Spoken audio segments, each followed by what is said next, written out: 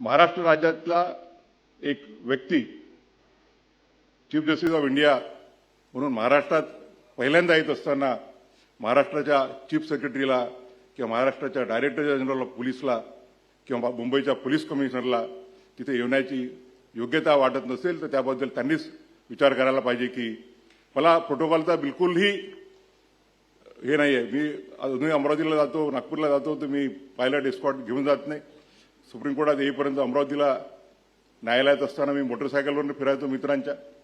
परंतु it's a question of respect by the other organs of the institution to the judiciary.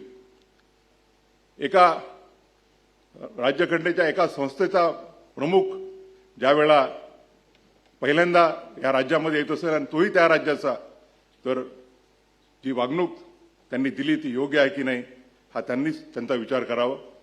या लहान लहान गोष्टीमध्ये मला हे नाही. दुसरा एखादा आमच्यातला एखादा कोणी असता तर आर्टिकल 142 किंवा 140